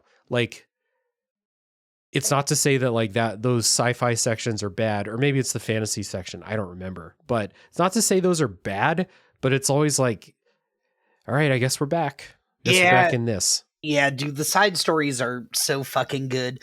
I remember when I unlocked the achievement I was like, ooh, I got an achievement. And it was like, finished all the side stories. I was like, aw, really? Yeah, it was like 4 hours before the end of the game. Yeah, And like, dude. I get why, because they stop with like the going through the stories you wrote and they start building some levels based on their subconscious. Yeah. Which obviously there's not going to be side stories there. But yeah, when we got that trophy, I was like, okay, well, my favorite part of the game, other than what became the ending, I guess, my favorite part of the game is done. Yeah, that's when it kind of became like, all right, let's beat the game. Let's finish this. Yeah. Yeah. What was another one of your favorite side stories? Yeah, I kind of talked about it a little bit. The notebook level where you're playing through so it's basically like a 2D platforming level, but the entire time, I don't remember if it was I think it was Chloe who is writing the story as you're playing the level. So like it would be like, all right, yeah, you guys have hammers, and she writes it down, and both your characters get a hammer, and then she's like, no, that's stupid. Let's give them swords. And so like a giant like pencil eraser comes down and like erases whatever you have and replaces it with other stuff. I thought that was maybe the most innovative level that I played in this game. That was the one that was like, most excited to see when I saw like the outside when the level started. I was a really big fan of that level. It was a lot of fun, super easy, but a lot of fun. Yeah, it's the only level that like drastically changes the way the graphics look, like the visual presentation of it from, because like even the pig level, it's still in this beautiful fucking 4K like realistic-ish textures and stuff like that. And then you go to this one that's like you're on like your pencil it's drawings. like pencil drawings. Yeah, it's cool. It's super cool. Yeah, for sure. Another one I guess that like really changes it up that I liked was and I think this is actually part of the main story, but the section where you're doing pinball stuff I thought was just a lot of fun. It was frustrating, but a lot of fun. Yeah. You did not find it frustrating. I found it very frustrating. Well, it's tough because I was controlling the pinball flippers and you were controlling something else. Almost nothing. Yeah, that was an all. That's probably why it was frustrating for you, because it was like, Dave fucking sucks at pinball, man. Like, get your shit together. We're gods at the game. I feel like we nailed that level personally. We did okay. Yeah, we did fine. Like, luckily, it's like you don't actually have to be good at pinball to beat that. Like, that's kind of the thing with all these things. Earlier I said like all of these sections like top out at like the B version of whatever gameplay you're doing, but also they're not that hard. And so you don't actually have to be good at pinball or Panzer Dragoon or Super Metroid or whatever to like beat those levels. It's like pretty simple most of the time. Oh yeah, yeah, and extremely rewarding. Like even without like a difficulty spike, even like because like no, Dave and I are good at video games. This is what we do, man. So we play a lot of games. Yeah, I feel like even the stuff that was like supposed to be hard kind of came easy to the both of us, but it still had that same satisfaction. Like I feel like a lot of stuff we didn't have to do 2 times. I feel like most of the stuff in the game that was supposed to be challenging, we were able to do at one like in one try or whatever. But it still was like satisfying because like, oh my god, me and Dave are it's like Kobe and Shaq. It's like we're doing this thing right here, dude. Yeah. You know what I mean? Yeah. We both know what each other are about to do. And my favorite part of the game though was when we would try and kill each other. Like just Oh yeah. I forgot to mention that before. Yeah. That's a lot of fun. Always. Yeah. Whenever you get a new ability, the first thing you got to try is, can I Killing kill your Aaron friend. with it? Yeah, right. Exactly. My favorite thing would be like Dave would mess up like 3 times in a row, and then I'd be like, "All right, I got you, buddy. Let's do it." And then I would ruin him at the very beginning of what he was trying. Just drop a platform out from under me or something. Yeah. Super fun. Another level I really liked was the snowboarding, like Tony Hawk level, where it like where you got like a score. Yeah. Yeah, where you got like tricks and stuff like that. They do you know, we talked a little bit about it earlier, but they do have like mini games where you're competing against each other. The Tony just Hawk not level, many. Yeah, not like 2, you know, and it's not like important, you know, what happens or not, but there's a snowboarding level where you do like Tony Hawk style tricks. That's really cool. There's another level where you're on like you're basically just it's a side story where you're racing through the sky with like kites and stuff like that. Yeah. That was a lot of fun as well. Mm-hmm. I mean, I got a whole list of side stories I liked, and I think that's what makes this game this game. Like the regular game is a lot of fun and it's somewhat challenging and blah blah blah, but I never got more excited than when it was about to change itself up for like 20 minutes. Yeah, for a side story, like the one where you play as little Teeth and you're playing in Candyland. Oh, like, so cute. Dude, super cute. The presentation of that. It's like there's a level in Super Mario Odyssey that's like you're in like a food level, and this is exactly like that. Like as cool as it was to be in that level in Mario Odyssey, it's as cool in this game too. And then you play as Teeth, and then you have like a boss fight against a dude with like fucking dentist drills and shit. Yeah. It was and it was like pretty they like cracked the teeth in half and shit. It was gross. But It's gross. super cool to go through just like Candyland as a tooth. You know, what's the most dangerous place for a tooth? Candyland. The dentist office in Candyland. And the dentist office. And I remember, I don't remember whose tooth it was. It was either mine or Dave's, but you have a little haircut and it's like a little brush of toothpaste, like how you would put toothpaste on top of a thing. Another level, this is the only other level I have written down. It's that the sand shark level where you had where you're surfing on the sharks. Yeah, and then like before that, you have to do puzzles where you're avoiding the sand shark from killing you, and then it eventually turns into that. I think the best parts of this game, the parts of this game that Dave and I got the most excited about were: are you going down the slides? Are you falling from the sky? Are you riding something? Are you whatever? Because that's where this game is the best. You don't see that in everything, and this game does the best job of those things. So those are always the ones that like jumped out to me. Aside from the pig level, which is super simplistic, but a lot of fun to play through. Yeah. No, the one where you're doing the sand sharks, that was fun. The one where you're flying on the dragons, that was awesome. There's a side story where you're just skydiving for a while, and that was really cool. Super fun. I think this is part of the main story, but there's one where you're like running on the backs of like these flying cars on like this. Oh yeah. Futuristic like sky highway and shit, and like that was super cool. Yeah, I mean they mix it up a lot, but I think anytime they're like you're falling, you're free falling, you're sliding down a slope, you're surfing, you're on a motorcycle, like all of those are always cool. And there's that one more, and then we can stop talking about levels, but there's that level that you had to play where like you were trying to get towards a collapsing star, and you had to like hide behind things as the star was like exploding. Kind of frustrating like playing it, but a very cool level. You're basically just like hiding behind platforms as the star explodes to keep yourself from dying, but you're constantly slowly pushing towards it. So neat. It was so much fun. It was so cool. It was fun. Like mostly the presentation of like the collapsing star was awesome. But also I remember that one because I think that's a side story, and it's like kind of like a mid to late side story. So you've already been through several of Mio's side stories, and they're all just like weird sci-fi dystopia What else shit. could she do? And you get to the one with the dying star, and I think Zoe's like, Mio, like, what the fuck? Like, what's wrong with you? Like, another one? Like, so yeah, it's She's kind of always fun. so sad to show up in one of her side stories. She's like, oh God, this is going to be so. There's not going to be peaceful giants or pigs in this one, are there? Yeah, Yeah. nope. The one where you're like swinging and climbing with those giants in the mountains was Oh, like yeah. legitimately great too. Yeah, super cool. Jumping on their hands as they lift you to stuff. Yeah, very Yeah, exactly. Trying to jump on their ball sack and see if it'll bounce you up in the air. neat. Sometimes it does. Sometimes they're undescended and you don't. Just is what it is. It is what it is. Yeah.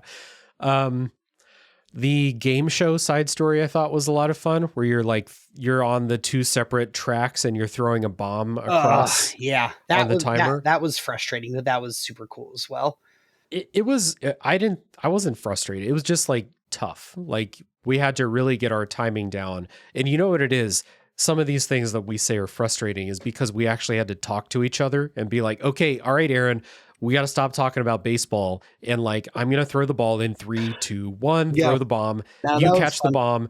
Oh, I fell off the edge. Sorry. We got to restart, like stuff like that. The I difference think, is Dave has patience and I have almost zero. We don't have to talk about how that centipede thing tilted me, but you can ask Dave. I was like, you know what, Dave, I'm giving this 3 more tries and I'm logging off for the night. I can't do this right now. I was that, so mad. yeah, that centipede thing was like one spinning wheel too many, I think. Mhm. Yeah.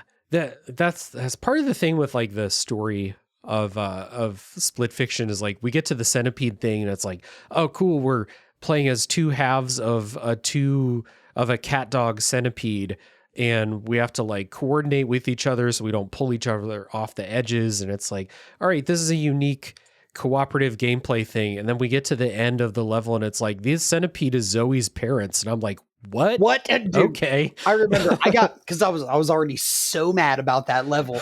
And then they hit me with the dumbest story shit of all time. And I remember popping off. I remember just being like, dude, I'm writing some letters. What was it, Hazelight? I'm writing a letter. I'm doing like this and this and this. The end of the game, by the time the game got to the end, like just personally for me, I was ready for it to be over.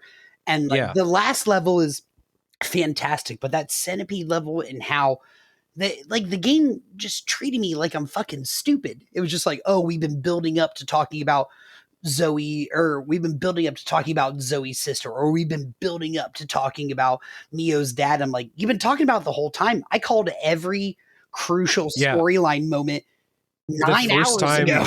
yeah, the first time Zoe brought up her sister and referred to her in the past tense, we were like, okay, we know what's up with she Zoe's died. sister. Yeah. And then at hour 14, it's like Zoe finally confesses that her sister dies, and we're like, yeah, we Yeah, knew. I know, dude. You can't. Yeah, God, dude, Dave, I hate writers just- so much, man. Really, really hate creative types. I feel like if I were less lazy or if I hired an editor, I would just, because I recorded like quite a bit of our play sessions to put like video in the YouTube version of the show.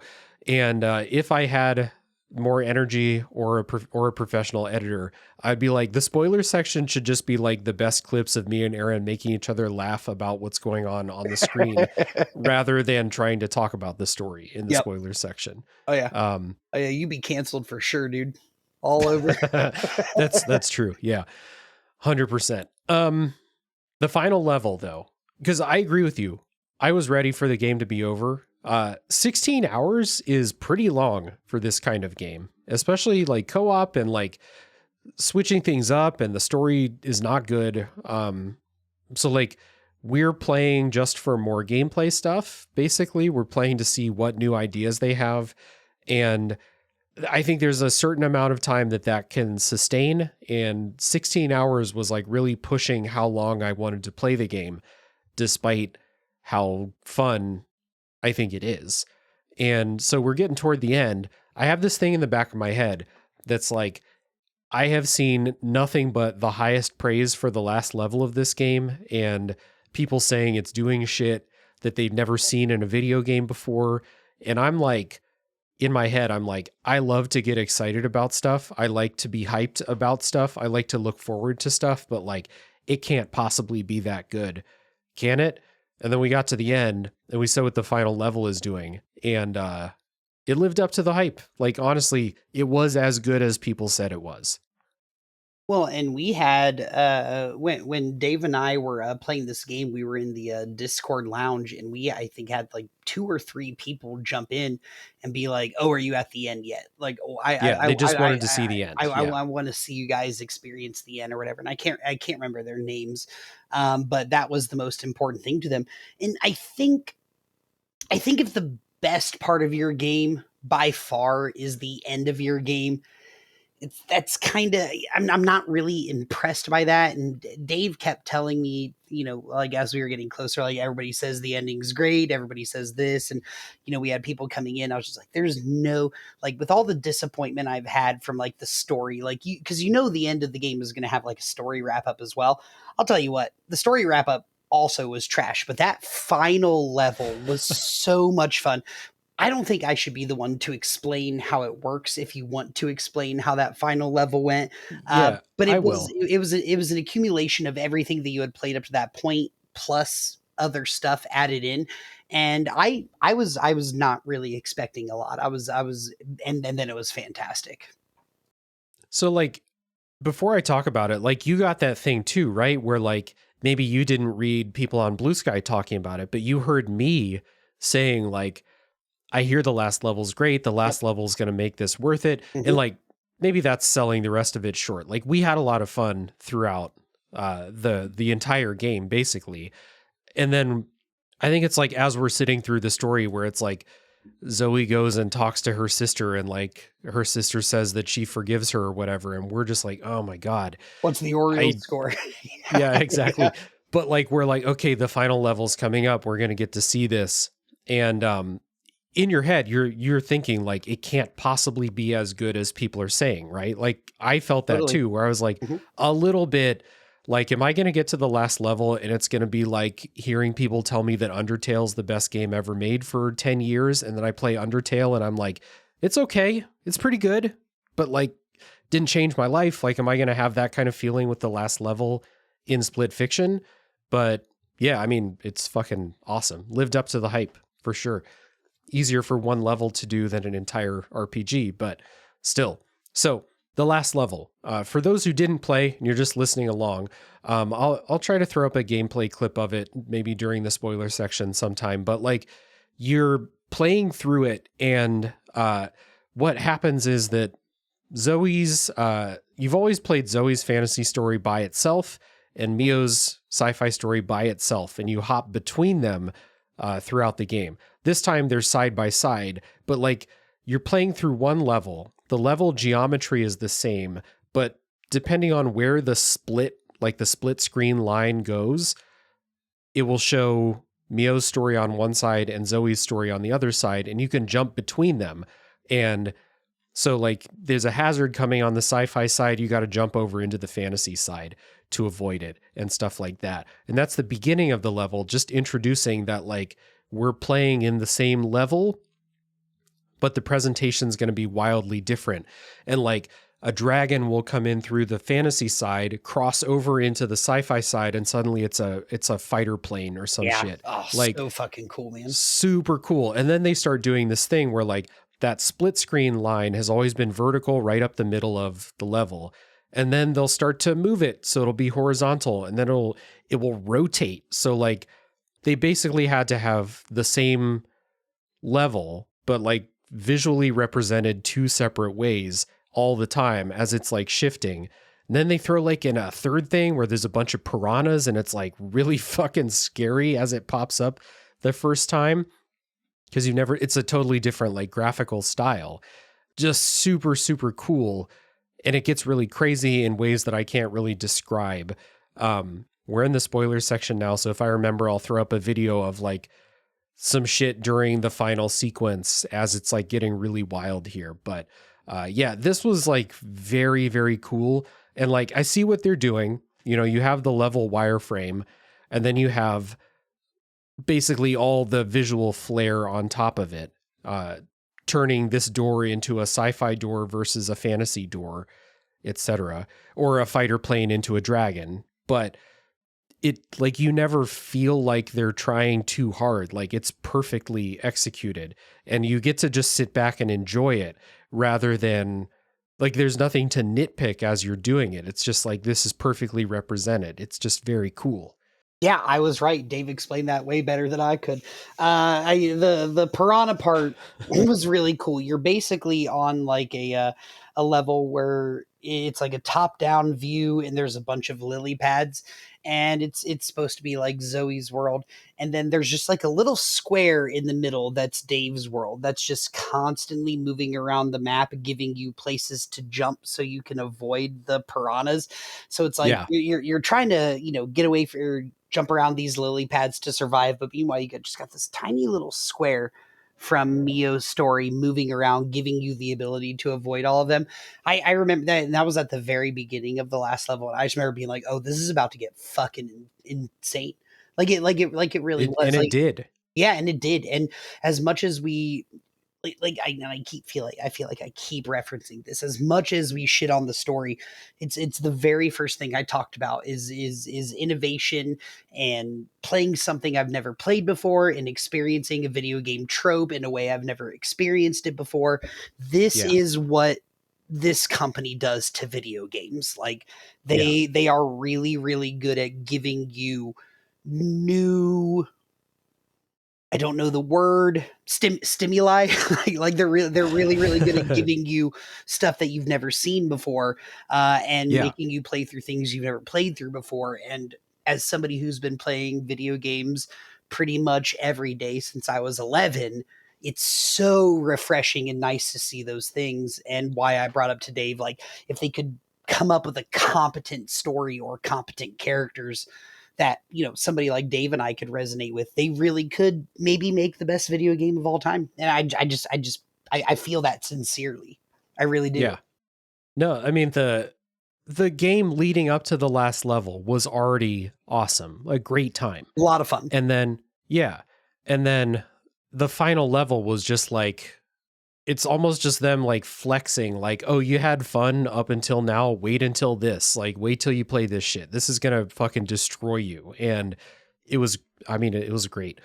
And like and the final boss I thought was also really fun too. Like, Raider is like this giant, and kind of like bringing back gimmicks, boss fight things from the past, from like stuff previously in the game, all into one. It's almost like a boss rush in kind of a way.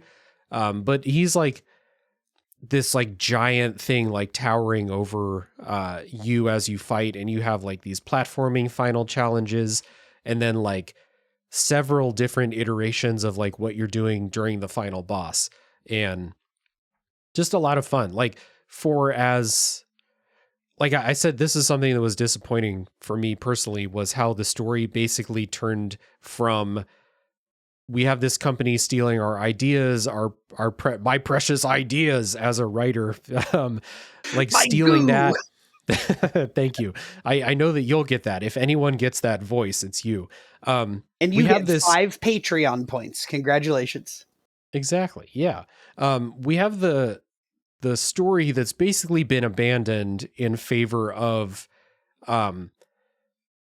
traumatic backstories for Zoe and Mio that don't really land, in my opinion. And then also, like, the present day story just becomes Raider is a supervillain whose his precious machine is all that matters. He's just trying to save the machine because for some reason them busting out of the simulation will destroy the machine. Don't ask any questions. I won't. So, like, yeah, when you get to the end, like, even though we're fully 1000% checked out on the story, Raider as the supervillain final boss is still really fun, and the final level and all like the final platforming challenges and tests and things like that, it's really good, really great. finale to the game. So like we finished the game, be like, that was fucking awesome. And then like we're watching the end story cutscenes where Mio and Zoe wrote a book together and they called it Split Fiction. And like, what about everything else? Like, what about, didn't you sue the fuck out of Raider Publishing for everything that happened? Like, I don't know, like, was there anything else? Or there's like, we're just best friends now and we wrote a book together and that's how the story ends. Because that's what the story does. That was a big rambling thing. But yeah, now it's your job to pick that up. Yeah, right. And like, again, and I think it goes back to what we were talking about earlier. It's like they make the game at the beginning about one thing, what Mio's mad about, and that is justifiable and cool, and I'm excited. And the game turns into, I'm sad about this, and I'm sad about this. And they really don't delve into it enough for me to give a shit. And then at the end, it's just like, oh, they wrote a book and they're best friends now. It's like, are you expecting me to just be like that you resolved all of your emotional trauma inside of this game?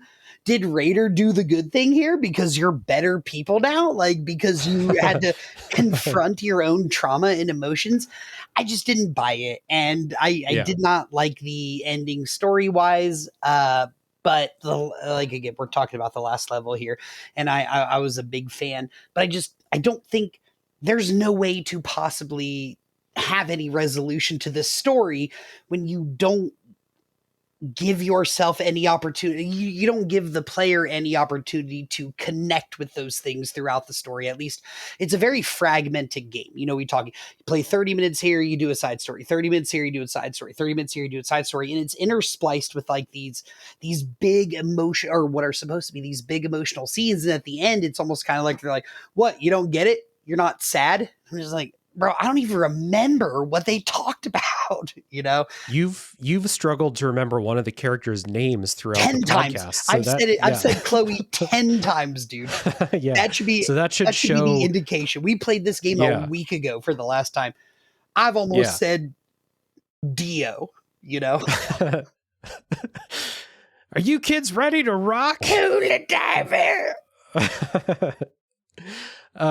Yeah. So like, I think you're right. Like, it is a pretty segmented story as far as the pacing goes, but you also like what the game is about radically changes in weird ways throughout. Like we said, like it's set up this, what I think is interesting. Like you could explore the value that every story or every creation that a creator makes, an artist makes, is valuable and has value. And it's valuable to like revisit those and see how far you've come and things like that.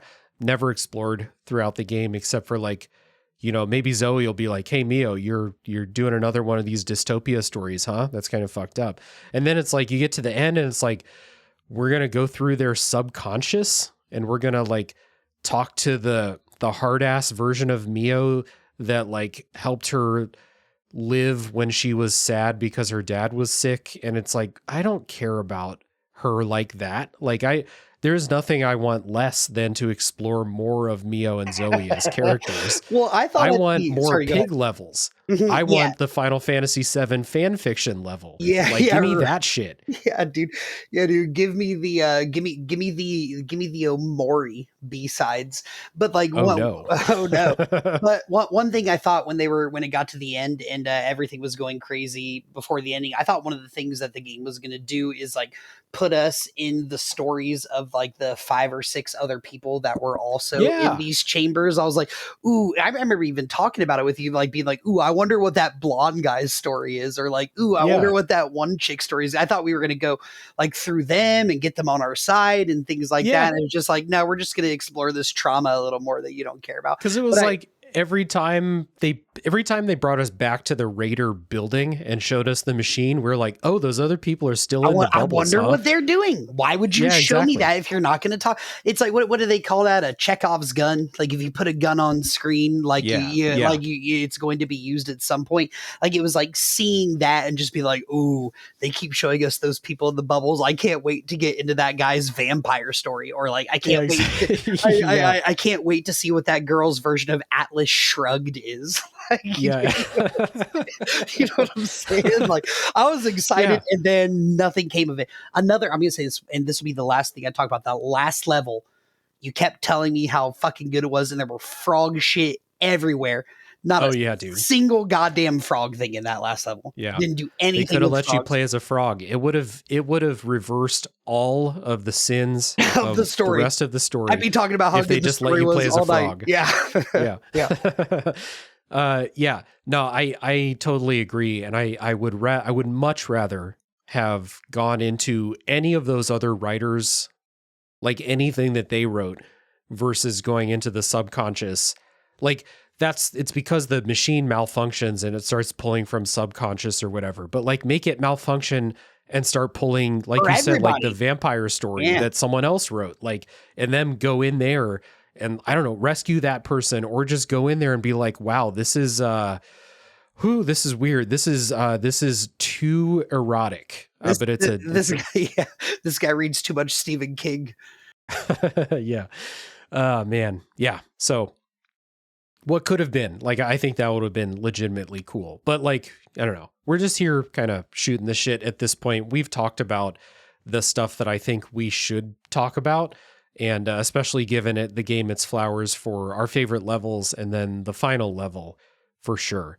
Yeah, it's not going to be a podcast where we like explain to people what happened in the story, because frankly, I'm tired of talking about it. And I think that we've said enough about it. People understand how we feel at this point, almost 2 hours here. So anything else, full spoilers, anything goes, anything else you wanted to talk about Split Fiction? I mean, no, I feel like we've covered our bases. I feel like. Okay. You pressed the raise hand button. I like keep you had hitting the raise. say. I didn't even know what it was. I didn't even know what it was. And then you just stared at your camera, and I was like, all right, I guess I got to talk now. But no, we've covered everything. We shot the shit a little bit about our favorite stuff. You guys know we don't like the story. You know, we love the presentation, mechanics, and gameplay a lot. And I don't want anybody to be swayed away from the story being shit to not play this game, because no matter how shit the story is, I'm going to play the next game too, because it's a video gamer's video game. And that's, I feel that way. If you like video games, there's a lot that you can find in it to enjoy, regardless of how grumpy I am about how the story works.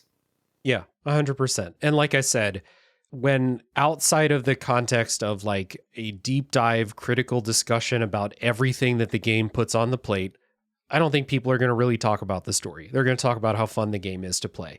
And, you know, it's just what we're doing here is a deep dive critical discussion about everything that the game puts on the plate. So we're talking about the story too. But like, you know, when I text you in 6 months and be like, hey, Aaron, you remember that pig level? Like, we're just going to have fun talking about the pig level and stuff like that. So we did the Tales from the Backlog thing, and now we can just kind of send each other pictures from the pig level every 6 months until one of us dies, and then probably just continue it for a while after that too. Yeah, so. If this game had a Dr. Hakim, we'd be doing that for 2 months first, but it 100%. Doesn't. Yeah. Well, Aaron, thank you for taking the time, as always, to come on the show and talk about Split Fiction with me. This has been a good time. Yeah, dude. Always down. I'm excited for the next game that we're going to do. Oh, yeah. And I'm just super happy, man. You know, as much as I hate that you don't want to do top 3 as much anymore, it's really cool seeing Tales from the Backlog pop off and you doing all of these things. And I'm super happy for you, man. And I'm down to come on whenever you want to talk about a game. Appreciate it. Yeah. And we do have another one planned. I will go ahead and say it out loud because I'm 99% sure we're actually going to do it. We are going to come back for an episode in October about the Telltale Walking Dead game. So if anyone is still here with us, you can look forward to that coming in October. So it's going to be a good time. So excited. You're going to love it so much, man. Shit might get crazy enough that there might be another top 3 episode between now and October as well. Who knows? I certainly don't, but we'll find out next week on Dragon Ball Z. I can see why you have so many viewers. You're so funny. Absolutely. Yeah. Well, had a blast though, man. Thank you for having me on, man. I was going to say, I'm going to do the George Costanza. I'm out of here. I'm leaving on a high note. Thank you, everybody, for listening. Tune in next week for the next game to come out of the backlog.